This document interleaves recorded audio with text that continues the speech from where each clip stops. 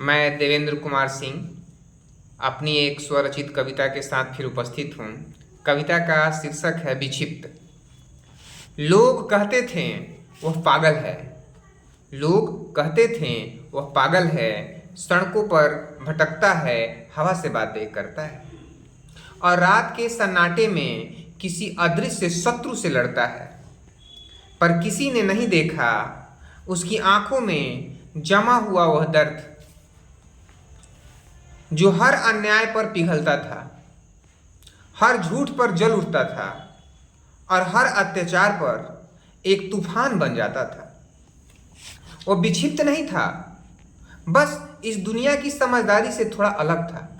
वह विक्षिप्त नहीं था, बस इस दुनिया की समझदारी से थोड़ा अलग था। जहाँ लोग समझौता को बुद्धिमानी कहते थे, जहाँ लोग समझौता को बुद्धिमानी कहते थे, वह उसे कायरता कहता था, वह उसे कायरता कहता था।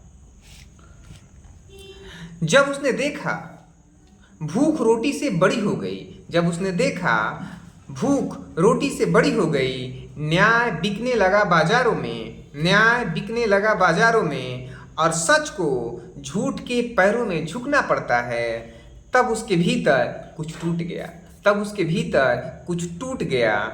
अकेला निहत्था था।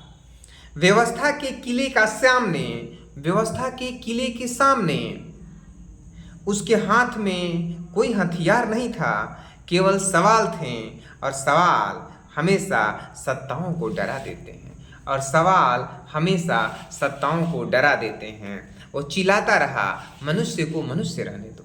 वह चिल्लाता रहा, मनुष्य को मनुष्य रहने दो, सपनों को मत मारो, सच को मत बेचो। लेकिन उसकी आवाज़ नारों के शोर में दबा दी गई, लेकिन उसकी आवाज़ नारों के शोर में दबा दी गई।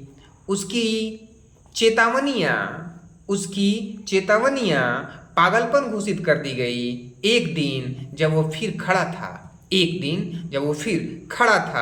अन्याय के विरुद्ध, भीड़ दूर खड़ी तमाशा देख रही थी, भीड़ दूर खड़ी तमाशा देख रही थी और तभी एक गोली चली। गोली उसके सीने में नहीं, गोली उसके सीने में नहीं, इस समाज के विवेक में लगी थी। वह गिर पड़ा, पर उसके होठों पर अभी भी एक अधूरी मुस्कान थी।